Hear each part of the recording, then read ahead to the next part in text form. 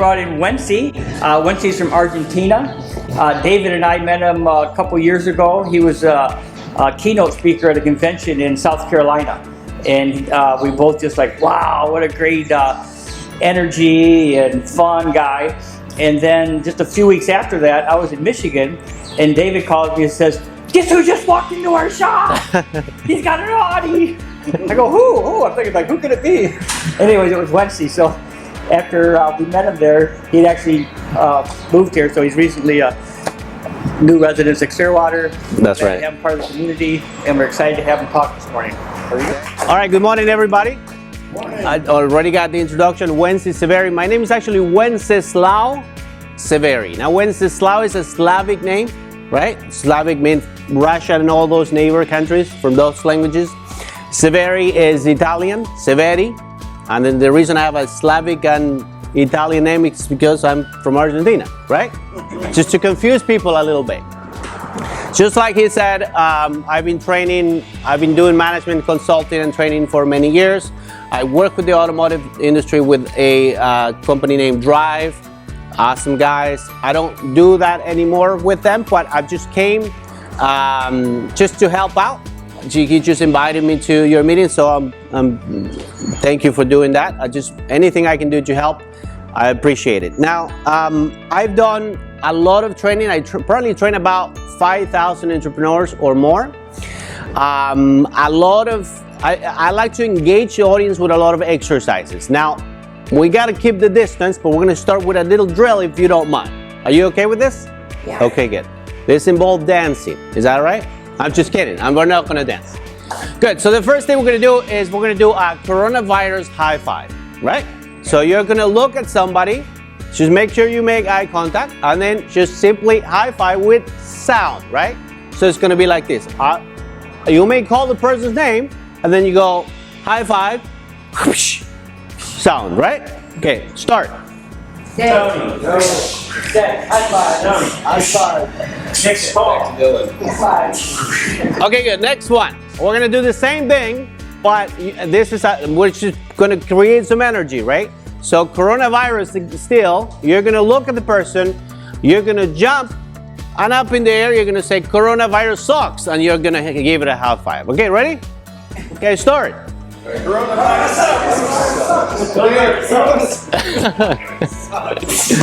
Okay, good. All right, last exercise. I call this one the reason I do a lot of exercises is because of the energy and nothing else. Not because it amuses me to look at people jumping or anything like that. This one is called space counting. Now, look around and find a partner, somebody you're going to be working with, okay? This is going to be a competition, okay? So the first part of this exercise, you look at that person, and everybody knows how to count. It's called space counting. You with your finger, right? You're gonna count, looking at each other until 10, just to try, right? And it goes like this. You start, you go 1, 2, 3, and then you're facing each other like a mirror. You don't have to do the number like a mirror, but you're just facing each other. First part of the drill. Count 1 to 10. Start. 1, 2, 3, 4, 5, 6, 7, 8. Perfect.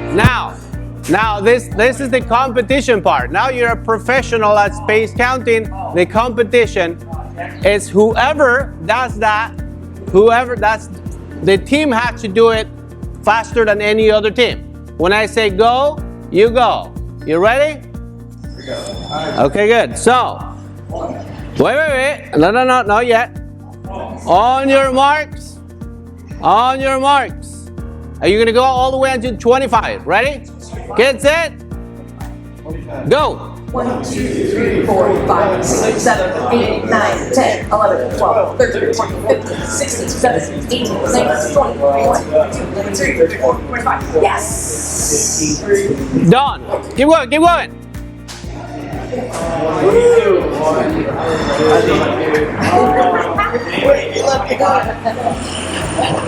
Some people got confused, but you finished, right? Did you finish? I think somebody's cheating. Not me. You were counted by 5. You got. Nope. Okay, good. All right, good. So the purpose of that is just to get in communication. That's all. Okay, good. So you're done, right? You get it? Okay, good. Good. It's required. Okay, good. So I'm going to go over something real quick, which have to do with what's going on right now, right? Raise your hand if you're feeling a little stressed out. Just even if it's just a little bit.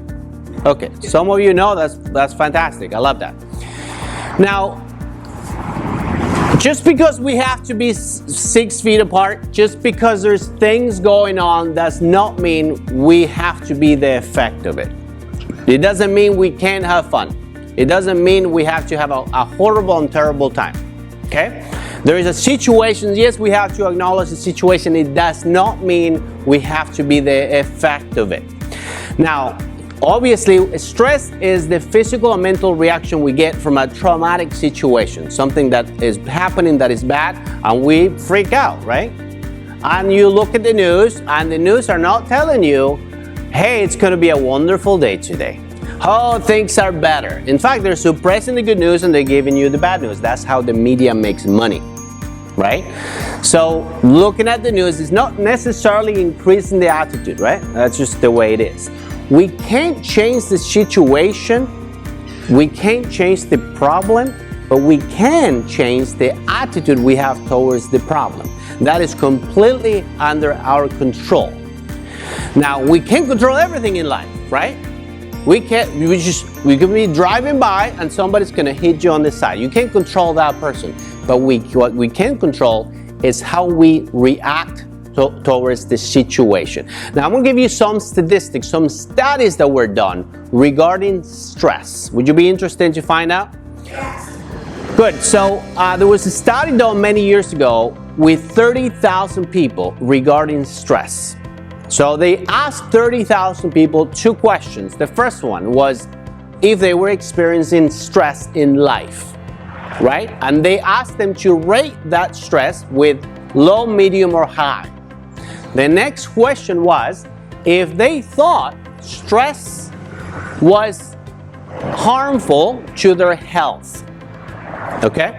So first of all, what's the level of stress? And the next one is if stress was harmful to their health. They waited 8 years and they checked the records to see who died. Okay, I'm going to give you the bad news first. Okay? So they found that high level of stress increases the risk of death by 42%. That's the bad news. The good news now is that only applied to those who believe stress was harmful. It was an option. The option was to believe that stress was harmful to their health. In fact, those that rated themselves as high stress, but they didn't believe that stress was harmful, they had a lower rate, the lowest rate, even compared to the one with low stress. Does that make sense? So that was done with 30,000 people, which I found very interesting. Another similar study was done later by Harvard University, and they took a group of people and they wanted to know the physiological it was a physiological study on stress. Physiological meaning regarding the body. So the 2 things they did. They asked people if they've been experiencing stress, and they asked the audience, they asked them just to change their mind about their perception and to believe that stress was, instead of bad, stress was good. The stress was an indication of the body getting ready to tackle a situation. So they said, what do you feel when you're stressed out? Now raise your hand if you ever feel stressed out and your heartbeat start going a little faster. Raise your hand. We all experience that at some point. They said if your heartbeat start going faster, that's okay. It's the body getting ready for action. So circulation is pumping faster. That's okay. There is more blood flowing to the brain. So every physiological reaction to stress. It was justified and made believe or told them to believe that it was positive. So after they did that, they did the test, the physiological test. And they found a very interesting thing. When we're stressed out, the cardiovascular system, which is basically how the heart pumps the blood and goes through the veins and arteries, when we're stressed out, that tends to contract, which is dangerous, right? That prompts to heart attacks and a whole bunch of things. But when people believe that stress was helpful to them, they tend to relax. So the physiological, your body, when you, the individual, believe that stress is okay, your body reacts as in the same manner that you react in moments of courage. There's a difference, right? So one is we're freaked out and we are affected. What am I going to do? Coronavirus is going to take me, right? The business, I'm going to lose my job. I'm not going to be able to support my family. Effect. Now, the reverse is we're still feeling the reactions, but we decide, as an attitude thing, that hey, this is the body just reacting to stress and I'm going to take the challenge, right? And now the body is manifesting to your own command and is actually protecting the heart, right? It's actually expanding, relaxing, and it's acting as if you are in a moment of courage. I thought it was fascinating. The last part, there was another study done, which is the one that I love the most. And it's commendable to the leadership of this organization right here. And I'm going to tell you why. Another study was done similarly, which they took 1,000 people and they asked them if they were having stress. And the next question was, how much time are you spending helping others? So they took those people and then again they look at the rates, they look at the death rate, and they found that high moments of stress can increase the risk of death by close to 40%. However, those who were helping others, the increase, based on that group, the statistics were that the increase of death was 0. In other words, those who were putting attention on somebody else, those who were helping others, and I can give you more specifics on that, right? There is a hormone. There's a hormone that is released. They call the love or the cuddle hormone, right? The moments of, when you fall in love, right? When you're close to somebody, there's a hormone that is going through the body, right?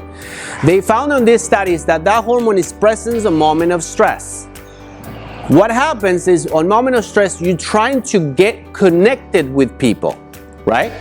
You want to be connected to either help or being helped, right? So the body, it's responding to what you want, right? And the body responds the best when we are doing something for somebody else, right?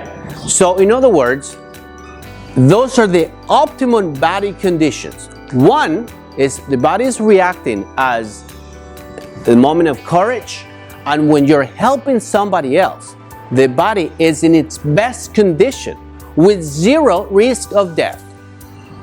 Okay? So when we look at a situation like this, when we look at what's going on right now in the economy, in the world for that matter, I have groups on Facebook that I'm running that I have people from Argentina, Mexico, Europe, United States, and everybody's on the same boat. Everyone is on the same boat and everybody's freaking out. So what I'm doing is I am going to do whatever I can to help others. Why? Because if I can get somebody to help somebody else, I'm going to feel better, I'm going to do better, and that person is going to feel better and do better, and that person is going to do something for somebody else. Now, the trick is not ignore or not to have stress, because again, you cannot control everything in your life, can you? No, right? So the trick is not to ignore or to try to avoid stress. We cannot control that. We're going to have something coming in our lives that is going to stress us out. The trick is to manage stress and to consider it as something that is going to help us and to keep flowing help to other people. And if we do that, we have control our emotions, we have control our attitude, and in turn, we have dominated change. When change happens, then we turn that good attitude towards change, and change cannot control us. Does that make sense? Because of the reason I'm here today is because I think it's fabulous, I think it's amazing that these guys here, the leadership of this company, is actually doing whatever they can to help others, to help you, and to help themselves. And that kind of attitude is what's going to take this economy to where it needs to be, right? So before we end, I want everybody to give a hand to these guys for doing what they're doing. Come on, give it some love. And we all have a responsibility, right? The saying is, a candle loses nothing by giving light to another candle. So your responsibility is to share this with others and get others to do the same, right? So utilize this time as a community, right? And know one thing, the bad news are going to be out there, so ignore the bad news. You have a job, and you have an important one right now, right? Your job is to help others to be on the road, and so some of these people are going to need it. These people are taking care of you, you take care of them, and everything is going to be fine. And in those moments of stress, remember that this is just a body, and you are in control, and use that as a momentum to actually come through, and at the end, you have made yourself and others better. Does that make sense? Well, thank you very much for your time, and I'm not going to take much of your time. That's all I have for you.